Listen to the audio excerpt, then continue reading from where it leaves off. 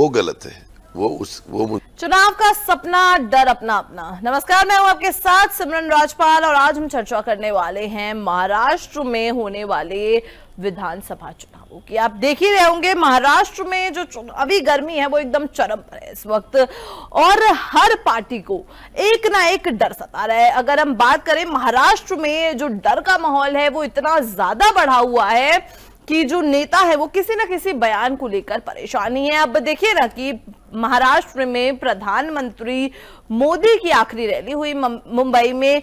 एक है तो सेफ है, बटेंगे तो कटेंगे, ऐसे नारों से बचने के लिए अजीत पवार तो छोड़िए, अजीत पवार गुट के एक भी नेता तक नजर नहीं आए प्रधानमंत्री मोदी की आखिरी रैली में। वहीं बीजेपी ये बात समझाने में लगी हुई है, डरो मत, यही नारा हमें आगे लेकर जाएगा और आप शायद इस नारे को गलत समझ रहे हैं। वहीं महाविकास आघाड़ी को ये डर सता रहा है कि लाडली बहना जो योजना है वो कहीं काम न कर जाए और उल्टी ना पड़ जाए उनकी तरफ ये जो पारी है। इसलिए दूसरी तरफ से राहुल गांधी और महाविकास आघाड़ी जो है उनके नेता जो हैं वो सोयाबीन फार्मर्स के लिए और लाडली बहना योजना को लेकर तमाम बयानबाजी कर रहे हैं। इन सब मुद्दों पर आज हम चर्चा करने वाले हैं। हमारे साथ जुड़े हैं अनिल गोयल बीजेपी से, संजय द्विवेदी जी हमारे साथ जुड़े हैं शिवसेना यूबीटी से, किशोर अप्पा मसल हमारे साथ जुड़े हैं एनसीपी अजीत पवार गुट से, स्वामीनाथ जायसवाल हमारे साथ जुड़ रहे हैं कांग्रेस पार्टी से। चर्चा शुरू करने से पहले आपको हम दिखाना चाहेंगे वीडियोस। वो गलत है, वो मुझे क्या बटेगा कटेगा यही वर्ड यूज करने का महाराष्ट्र में तो कोई अर्थ है ही नहीं, ऐसा मेरा खुद का कहना है। पर सर यहाँ पे तो बोला जा रहा है। हाँ, मैंने कहा ना, पोस्टर लगेंगे मुंबई। मैंने बताया ना कि मुझे वो अपने महाराष्ट्र के लोग अलग, उनकी सोच अलग है। पहली बात तो ये है कि शायद ये लोग या तो जनता का सेंटिमेंट नहीं समझ पाए या फिर इस बात का वो मतलब नहीं समझ पाए या बोलते हुए वो शायद कुछ और कहना चाहते हैं और उसका अर्थ अलग गया। इन तीनों में से कोई हो सकता है। जहां तक अजीत दादा का सवाल है, मुझे लगता है कि दशकों अजीत दादा ऐसे विचारों में रहे हैं कि जिन विचारों में सेक्युलरिज्म नाम का एक इस प्रकार का विचार है जो मैं ऐसा मानता हूं कि हिंदू विरोधी है। Secularism, there is no real secularism amongst those who call themselves secularist. Hindutva का विरोध करना है सेक्युलरिज्म उनके लिए, ऐसे लोगों के साथ रहे।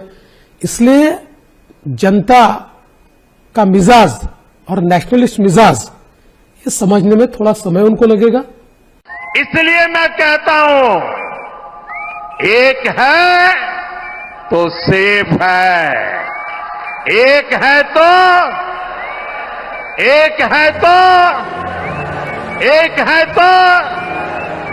हमें एकजुट रहकर कांग्रेस के खतरनाक खेल को नाकाम करना है।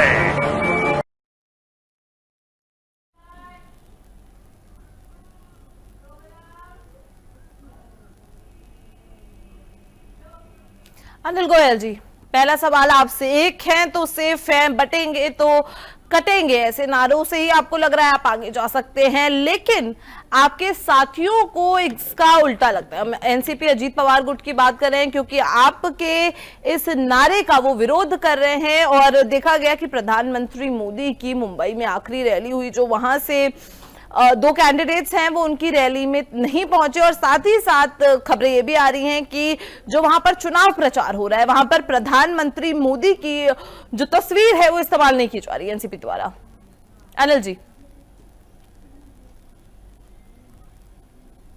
स्पष्ट है कि एक तो हमारी चुनावी रणनीति है, हमने किस रैली में कौन नेता पहुंचेंगे, किस रैली में कौन से सीएम पहुंचेंगे, किस रैली में कौन से डिप्टी सीएम पहुंचेंगे, वो एक प्री प्लानिंग चलता है। इसमें वहां पर जो भी लोग पहुंचे हैं वो निश्चित तौर पर हमारी प्लानिंग के अनुसार ही पहुंचे। एक बात तो इसको अनर्थ नहीं निकालना चाहिए कि कौन पहुंचा कौन नहीं पहुंचा।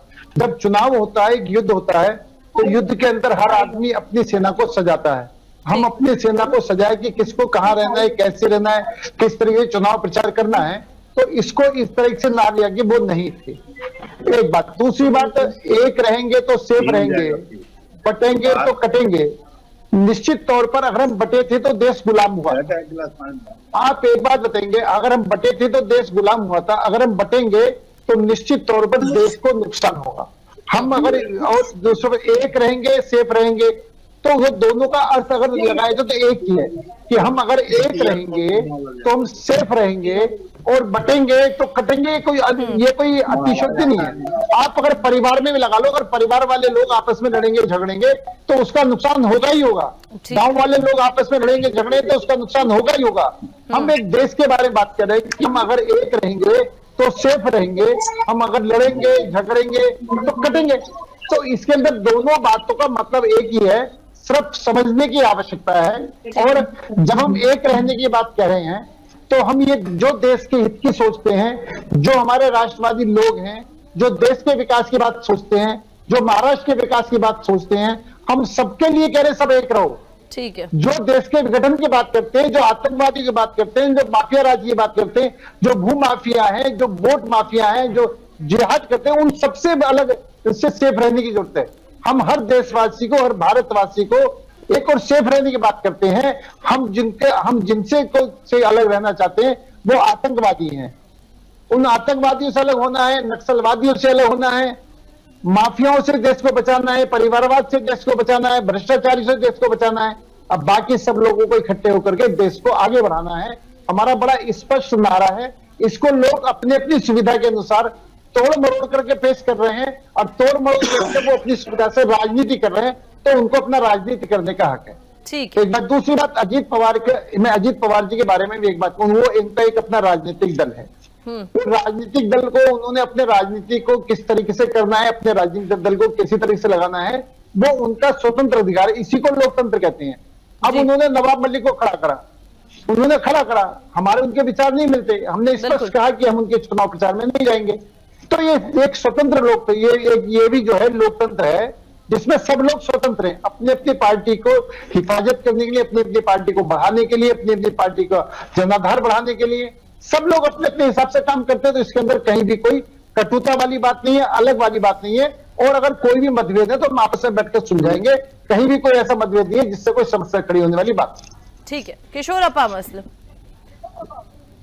आपके नेता अजीत पवार गुट के नेता प्रधानमंत्री मोदी की आखिरी रैली में नजर नहीं आए, और इसके साथ ही साथ आगाज ये भी लगाया जा रहा है, जिस तरीके से अजीत पवार कह रहे हैं बटेंगे तो कटेंगे, एक रहेंगे तो सेफ रहेंगे, नारे नॉर्थ में चल जाएंगे। महाराष्ट्र की जनता इन सब चीजों पर नहीं मानती है, अजीत पवार का ये कहना है।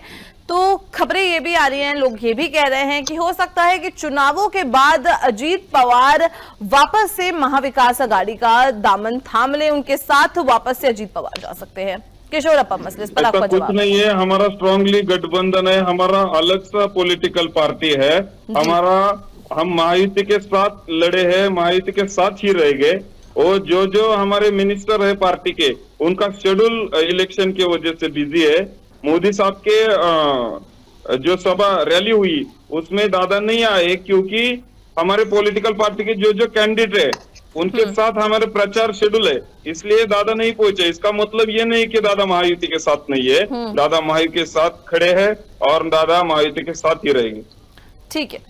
अगला सवाल हम लेंगे स्वामीनाथ जायसवाल से। स्वामीनाथ जी, लोकसभा जो चुनाव हुए उसके बाद कहा जा रहा है कि आपको एक तरफ से कॉन्फिडेंस हो गया है कि आपको इन लोगों के साथ ही रहकर, जिनके साथ अभी आप हैं अलायंस में, उनके साथ ही रहकर उनका ही दामन थाम कर चलना पड़ेगा, वरना आप नहीं जीत पाएंगे। लोगों का आगाज लगाना है, क्या कहना है इस पर आपका स्वामीनाथ जी?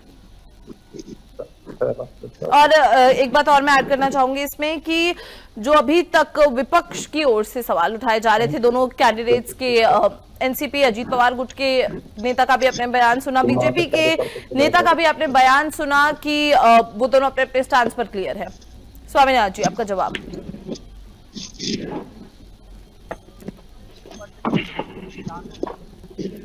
स्वामीनाथ जायसवाल।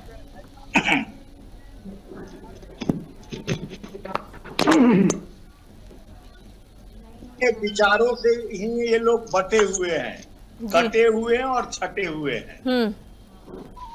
जिस तरह से निरंतर आप देख रही हैं कि मुद्दों से भटककर लोकसभा चुनाव में माननीय प्रधानमंत्री जी मुजरा और मंगलसूत्र की बात की है, संकल्प पत्र का स तक नहीं याद किए। जो 10 साल में इन्होंने क्या काम किया था उसका एजेंडा लेके जनता के पास किसान, महंगाई, बेरोजगारी, 2 करोड़ नौकरी, 15 लाख खाते, कितना जो स्किल डेवलपमेंट और make in India, smart city की गारंटी गोद लिए थे कई सांसदों ने।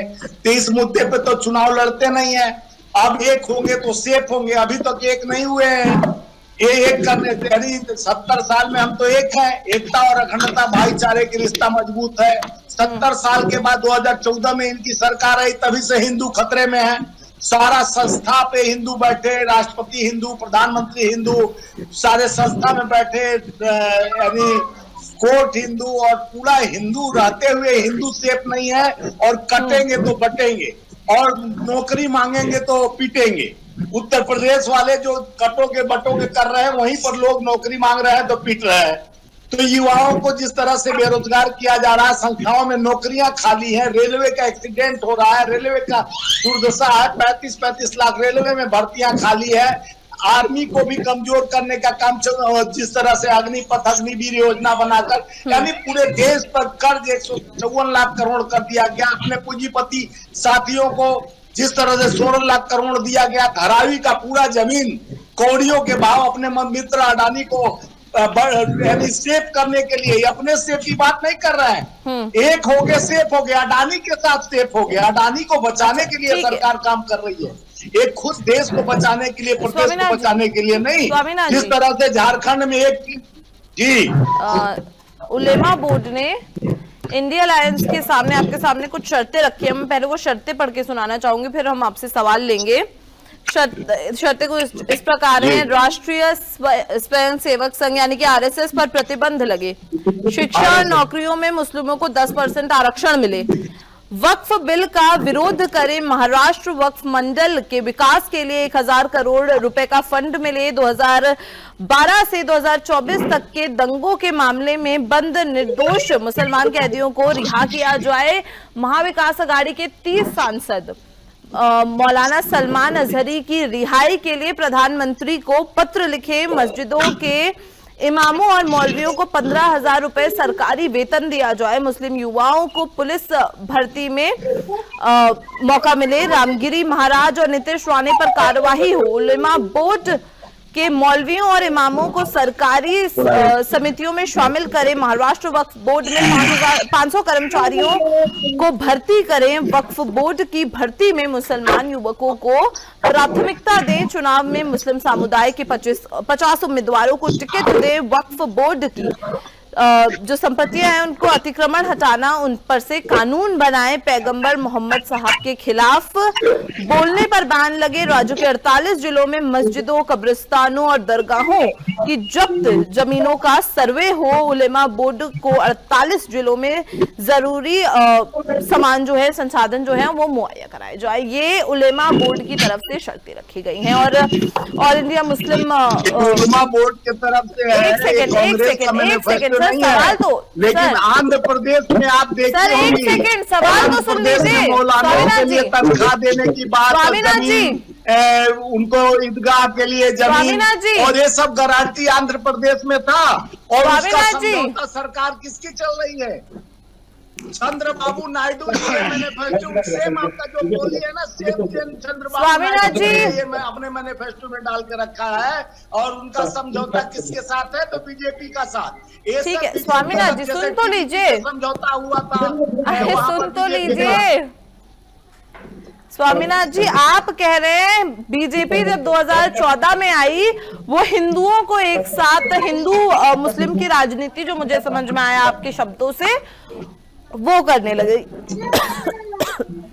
तो आप भी तो वही कर रहे हैं ना कि आप भी मुसलमानों को, all India Muslim personal law board का समर्थन आप भी तो ले रहे हैं ना।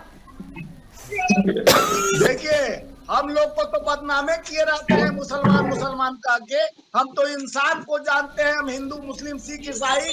लेकिन जो चंद्रबाबू नायडू ने वहाँ कहा मुसलमानों के मौलानाओं को तनख्वाह दिया जाएगा, उसका 5 एकड़ जमीन दिया जाएगा उनके, उसके लिए जो लेकिन सर उसके लिए जमीन दिया जाएगा उनको, बिना इंटरेस्ट का लोन स्वामीनाथ जी को दिया जाएगा। उनका मैनिफेस्टो निकालकर विधानसभा का अरे स्वामीनाथ जी सुन तो लीजिए, आप कह रहे हैं कि हमें बदनाम किया गया है, तो अब आप लोग या तो इस बात पर क्लियर कहिए कि हम ये शर्तें नहीं मानेंगे।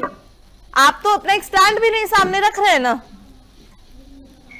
आप लोग इस मामले पर अपना या तो स्टैंड एकदम सामने रख दीजिए। उसको क्या नहीं सवाल कर रही है मैडम?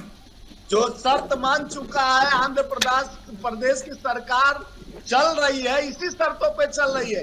ये हमारा शर्त नहीं है, हमारा विचार, हमारे साथ कोई जुड़ा है उसका विचारधारा है। हम मंच से नहीं कह रहे हैं, हम तो 3,000 रुपया महिलाओं को देने की बात कर रहे हैं। हम किसानों को सही मुआवजा उनके साबुदाना और उसके सोयाबीन का देने का बात कर रहे हैं, उनको एमएसपी लागू करने की बात कर रहे हैं। हम युवाओं को नौकरी की बात कर रहे हैं, हम शिक्षा, सड़क, स्वास्थ्य की बात कर रहे हैं। हमारे मैनिफेस्टो में ये है, महाअघाड़ी का मैनिफेस्टो उठाकर देखिए, हमको ये हमारे मैनिफेस्टो में ना इनका था, ये भारतीय जनता पार्टी का मंसूबा आंध्र सर मैनिफेस्टो की अगर आप बात कर रहे हैं तो बहुत राज्यों में उनके भी मैनिफेस्टो, आपके भी मैनिफेस्टो हैं जिनकी बातें पूरी हुई नहीं है वैसे, तो मैनिफेस्टो पे तो आप मत जाइए फिलहाल। महाअघाड़ी का चलिए ठीक है, ठीक है। अब हम अगला सवाल लेंगे संजय द्विवेदी जी से। संजय जी, संजय जी, आप और महाविकास आघाड़ी में आप की पार्टी उद्धव ठाकरे, कांग्रेस पार्टी और शरद पवार साथ में है, लेकिन जो ये उलेमा बोर्ड की शर्त है इस पर आपको भी कटघरे में लिया जा रहा है, क्योंकि जाहिर सी बात है आप साथ में चुनाव लड़ रहे हैं और उन्होंने all India Muslim personal law board ने साफ तौर पर कह दिया हम 269 सीट पर समर्थन देने को तैयार हैं, लेकिन उलेमा बोर्ड भी समर्थन देने को तैयार, लेकिन उन्होंने 17 शर्तें रखी है इसकी। इस पर कोई प्रतिक्रिया आप लोग की तरफ से ऐसे साफ तौर पर सामने नहीं आई है? संजय जी। असल में सिमरन जी, मेरी बात का बुरा ना मानिएगा जी, मैं आपकी बात नहीं कह रहा हूँ। कौवा कान ले गया, कौवा तो लोग भाग रहे हैं। पूरी मीडिया जो चौथा स्तंभ आज है, वो चौथा स्तंभ ने अपनी जो पत्रकारिता वाली वैल्यू है वही खो दी है। कटेंगे बटेंगे, एक हो तो सेफ हो, ये उलमा वाली चिट्ठी ये कहीं भी नहीं है। नाना पटोले मना कर चुके हैं कि मेरे पास ये चिट्ठी नहीं आई है, ना शरद पवार जी ने कोई बयान दिया, ना उद्धव ठाकरे ने कोई बयान दिया, और ये चिट्ठी मीडिया में टहल रही है।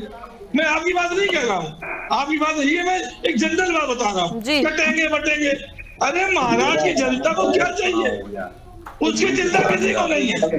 लेकिन एक योगी जी ने कह दिया और मोदी जी ने कह दिया, तो सर आप लोग, सर एक वो बन गया। संजय जी, तो आप लोग की तरफ से भी तो जवाब आ ही रहे ना, आप लोग भी तो थम नहीं रहे ना, आप लोग कह रहे फालतू बातें, आप लोग भी इग्नोर तो नहीं कर रहे, फिर आप सवाल खड़ा कर देते मीडिया पर। इन्होंने जो चिट्ठी ना कांग्रेस की बात आई, ना शरद पास आई, ना मेरे पास आई, और वो चिट्ठी पूरी मीडिया में घूम रही है। चलिए ठीक है, बताया ठीक है। एक अगली डिबेट में संजय जी ऐसा होगा जो इन शर्तों बात, अरे चिट्ठी तो पहले है, अब उसका समर्थन दे रहे हैं। अब सुन लीजिए मेरी बात, अगर वो समर्थन दे रहे हैं हमको तो उनका विश्वास मेरे ऊपर है।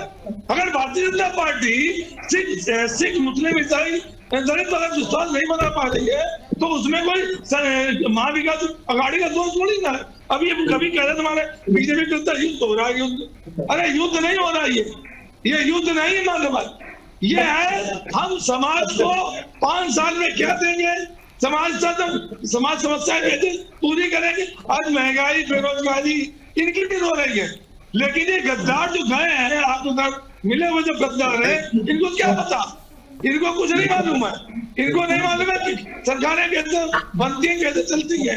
आज एक होम शेयर है, अरे नारायण मतलब ही कोई नहीं है। आज आपको देखना चाहिए भारतीय जनता पार्टी को, ये एनडीए को, महाराष्ट्र की जनता हो, चाहे झारखंड की जनता हो, आदिवासी हो, दलित हो, इनको क्या चाहिए? आज मध्यम वर्गीय 1100 का सिलेंडर ले रहा है, 100 रुपए में डीजल ले रहा है, जो इनके प्रधानमंत्री कहते थे नहीं हम 35 रुपए में देंगे, जो कहते 450 में, जो ठीक है संजय जी, आपकी आवाज ही कट गई क्योंकि आप सवालों का जवाब देने से ज्यादा इंटरेस्टेड लग रहे थे हमें सुझाव देने में, लेकिन चलिए खैर कोई बात नहीं। वापस हम लौटेंगे अनिल गोयल जी पर। अनिल गोयल जी, लगाए स्वामीनाथन जायसवाल ने और संजय द्विवेदी ने भी आप पर, उस पर आपका जवाब। सिमरन जी मैं तो बड़ा स्पष्ट कह रहा हूँ जी। पहली बात तो मैं इनका जवाब देना चाहता हूँ कि ये जो हमारे जो अभी इनसे पहले कांग्रेस के प्रवक्ता से पहले जो बोल रहे थे, आप सेना की बात करते हैं लेकिन सेना ने स्ट्राइक करी, उस पर आप प्रूफ मांगते हैं, एयर स्ट्राइक, सर्जिकल स्ट्राइक। हम बात हिमाचल चुनाव की बात करें, ये पूरे हिंदुस्तान की तरफ भाग रहे हैं। मैं इनसे एक बात कहना चाहता हूं कि जो लोग सनातन धर्म को गाली देते हैं उनको तुम गले लगाते हो, और गले ही नहीं लगाते हो, उनको साथ लेकर खड़े होकर आप विरोध नहीं कर सकते। दूसरी बात, उलेमाओं की शर्त पर, जो उलेमाई की शर्त है उन पर आप यस या नो बोलने के लिए तैयार नहीं है। और एक धर्म के लोग मिलकर के अगर इंडी गठबंधन के समर्थन की बात करते हैं तो क्या चुनाव आचार संहिता उल्लंघन नहीं है? आप मस्जिदों से फतवे जारी करवाते हो, मुल्ला मौलवियों से फतवे जारी करवाते हो कि हमको वोट दें, इंडी गठबंधन को वोट दें, क्या ये चुनाव आचार संहिता उल्लंघन नहीं है? आप जो मर्जी करें, आप अपने मुस्लिम वोटों को इकट्ठा करने के जिस मर्जी स्तर तक गिर जाएं, सिर्फ वोटों की राजनीति करें, तो ये उसका उल्लंघन नहीं है। और अभी जो शिवसेना वाले बैठे बोल रहे थे, उद्धव ठाकरे वाले, मैं उनसे एक बात पूछना चाहता हूं कि जब आपने पिछला चुनाव लड़ा था तो बीजेपी साथ में लड़ा था, अगर बीजेपी इतनी अच्छी थी तो उससे चुनाव लड़ा क्यों? लेकिन सिर्फ सीट पाने के लिए, सत्ता पाने के लिए, मुख्यमंत्री बनने के लिए आपने अपने सिद्धांतों की बलि दे दी। आपने बाला साहब ठाकरे के जो कहते थे कि कांग्रेस को मैं चिमटे से भी नहीं छूऊंगा, उस कांग्रेस के साथ सिर्फ सत्ता प्राप्ति में आप गले मिल लिए। तो लोग तो दल बदलते, आपने तो दल भी बदला, धर्म भी बदला, विचार भी बदला, सोच भी बदली, और अपने जो अपने पिताजी हैं जिनके ऊपर शिवसेना खड़ी हुई है उनकी विचारधारा ही बदल दी।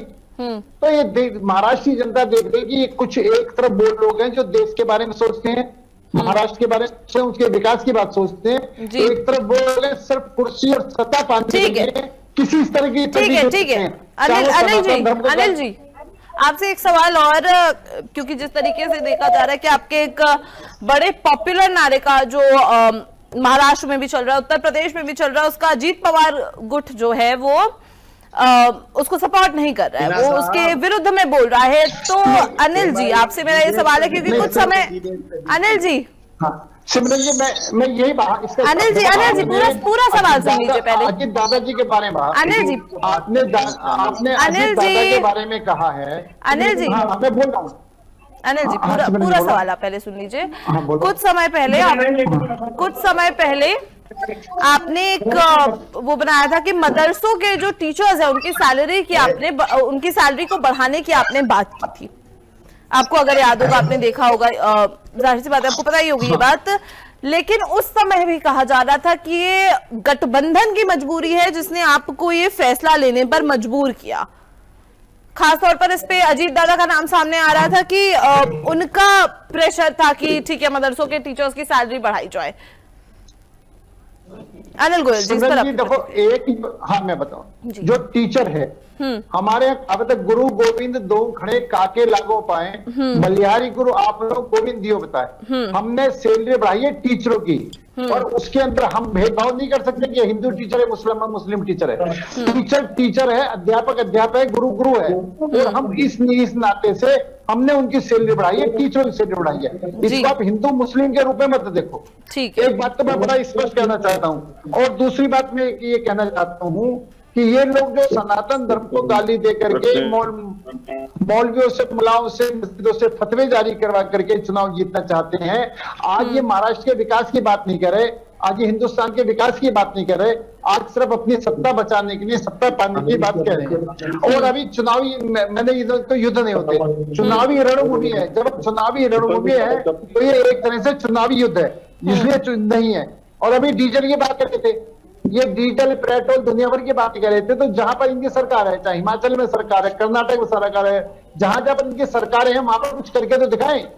ठीक आज है, हिमाचल में सबसे ज्यादा पेट्रोल डीजल के रेट हैं, वहां पर ये कुछ नहीं बोलेंगे। ठीक ये है। जो कुछ बोल रहे हैं ठीक वो है। जहां पर इनकी सरकार है वहां पर कुछ करके तो दिखाएं। ठीक है, बाकी तो ठीक है। सरकारों को दिवालियापन निकलने तैयार है, सैलरी देने के लिए अरे भैया, आज प्रधानमंत्री ठीक है, ठीक है, ठीक है, ठीक है स्वामीनाथ जी, ठीक है अनिल जी, स्वामीनाथ अनिल जी, अनिल जी, कहा था मैंने आपको सुना था ना, अनिल जी, आपको सुना था ना मेरे बुजुर्ग भाई, मैंने सुना था आपको। और ये मैं ये करूँ, ये खुद जो है जो ये बांटते हैं ना जी, और चाहे हिमाचल हो चाहे कर्नाटक हो, सरकार दिवालिया के कगार पर है। जनता ये देख रही, बिना सोचदारी इनके खड़गे जी ने खुद कहा था कि वो घोषणाएं करो जो पूरी कर सको।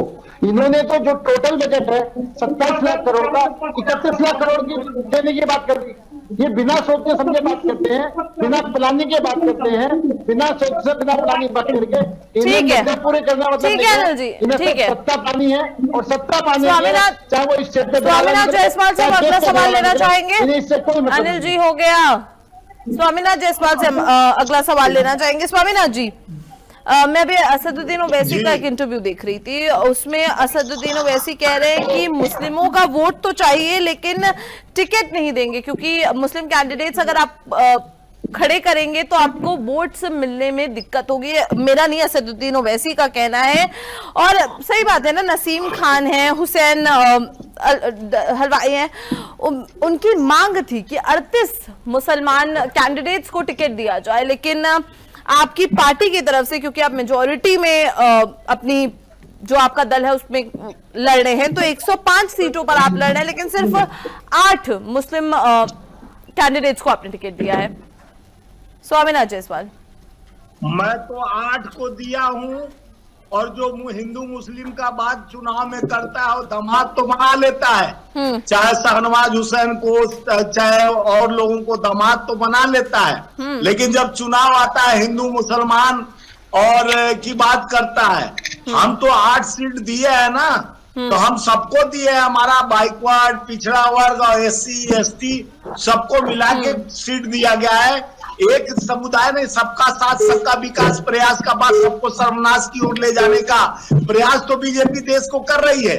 जिस तरह देश पे कर्ज, महंगाई और अत्याचार, बलात्कार और इनका बढ़ रहा है पूंजीपतियों का व्यापार, अब इनकी सरकार का अत्याचार, जो कल तक भ्रष्टाचारी थे आज इनसे यारी हो गया। अजीत दादा पवार को भी बोलते थे 70,000 करोड़ चक्की टिसिंग एंड पिसिंग, यही लोग बोलते थे। मध्य प्रदेश चुनाव में प्रचार करने मोदी जी गए थे अमेरिका से आके, बोले कि 2 दिन में मैं जेल के अंदर अजीत पवार को करूंगा। पता चला 2 दिन बाद वो डिप्टी CM बन गए। और जिस तरह से आधी रात में इन्होंने सरकार बना के अजीत पवार को डिप्टी CM बनाया था, आधी रात को ये सरकार बना लेते हैं। दूसरे के लिए नियम पालन की बात करते हैं, अनुशासन की बात करते हैं, अनुसरण की बात करते हैं, धर्म की बात करते हैं, मुद्दे से भटक जाते हैं। सड़क सुरक्षा, स्वास्थ्य, आज तक बताइए काशी हिंदू विश्वविद्यालय और जवाहरलाल नेहरू यूनिवर्सिटी जैसा कोई यूनिवर्सिटी बनाए क्या? और 11 साल में 2 करोड़ नौकरी प्रति वर्ष देने की गारंटी दिए थे मोदी जी, क्या हुआ गारंटी? स्मार्ट सिटी, महिला सुरक्षा, गोद लेने की सांसदों की बात कहे थे, क्या हुआ? आप बता रहे थे पूरे इंडस्ट्री, कितना करोड़ इंडस्ट्री बंद हो गया। अगर हमारे 70 साल पहले इसरो, IIM, IIT का नवनिर्माण और सड़क सुरक्षा नहीं हुआ होता, तो आज विमान पर अडानी को बैठा के आप घुमाते नहीं रहते। ठीक है, अडानी के लिए मेहरबान पूरा धारावी का जमीन दे दिए। ठीक है, एक सरकार एक पूंजीपति के लिए चल रही है, और यहाँ किशोरप्पा प्रश्न की तरफ हम बढ़ेंगे। जाता है। स्वामीनाथ जी हो गया। श्री राम ने बताया कि हमारे नाम को कब तक बेचोगे? चित्रकूट में, अयोध्या में, ये सब हारने का, ये जो हिंदू मुस्लिम जब चुनाव आता है तो मंगलसूत्र छीनकर, सुनिए, मंगलसूत्र छीनकर, हिंदू का मंगलसूत्र छीनकर मुसलमानों को दे देंगे। प्रधानमंत्री सर्वत्र सत्ता प्रधानमंत्री होता है, वो कहता है एक रहोगे सेफ रहोगे, वो कहता है कि कटोगे तो बटोगे, वो कहता है हिंदू मुसलमान मंगलसूत्र मुजरा। बोलिए, क्या पूछना चाह रहे हैं? ठीक है, आपने पूछने का मौका कहा दिया। अब हम किशोरप्पा मसले की तरफ बढ़ेंगे। किशोरप्पा जी,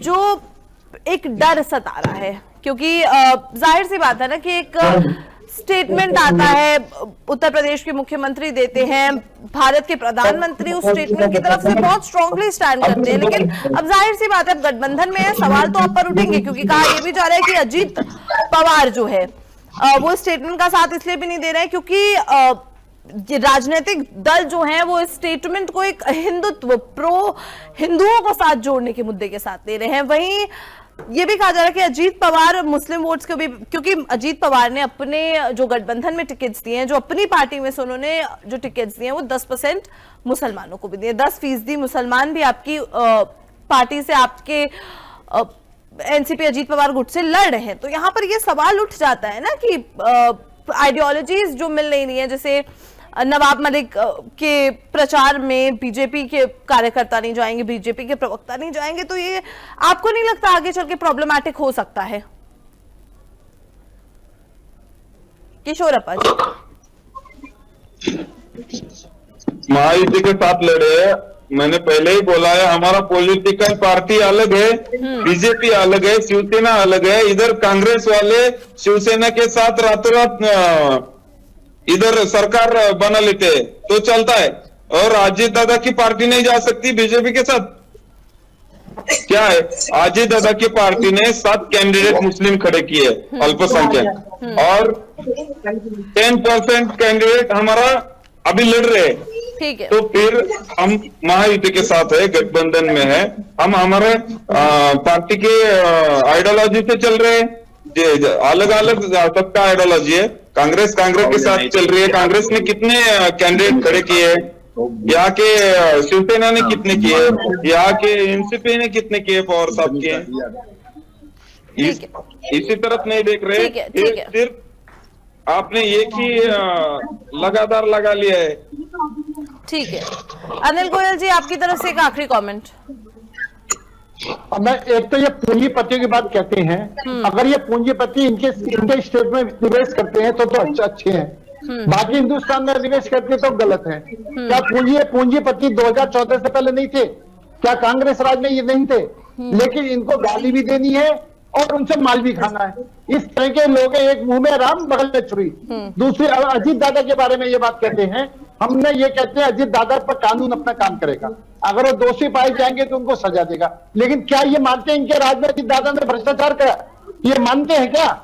ये कहीं ना कहीं हमारे राज्य में उनके साथ ही थे, उनको ही पता है किया या नहीं किया। भ्रष्टाचार करा, आप बताए ना कि आपने भ्रष्टाचार हमारे साथ आए हैं। बहुत बहुत शुक्रिया हमारे साथ जुड़ने के लिए। महाराष्ट्र में ये जो चुनावी दंगल चल रहा है वो बहुत ही मजेदार होता जा रहा है, क्योंकि आप देखिए ना कि जो दोनों गुट है, चाहे वो फिर महाविकास अघाड़ी हो या महायुति, दोनों बयानबाजी जो है दोनों की बहुत हाई है, और वहीं तमाम योजनाएं भी लेके आ रही हैं। दोनों जो पॉलिटिकल पार्टीज हैं, वोटर्स को लुभाने के लिए कुछ भी करने को तैयार हैं, ये जो दोनों पॉलिटिकल गुट है। लेकिन महाराष्ट्र की जनता किसके वादों पर विश्वास करती है, किसको अपना जो अहम वोट है वो महाराष्ट्र की जनता देती है, ये हमें 23 नवंबर को पता चल जाएगा। क्योंकि देखिए ना, बहुत ही ज्यादा मजेदार होती जा रही है महाराष्ट्र की ये राजनीति। इसी के साथ उत्तर प्रदेश में जो उपचुनाव होने वाले हैं 9 सीटों पर, और साथ ही साथ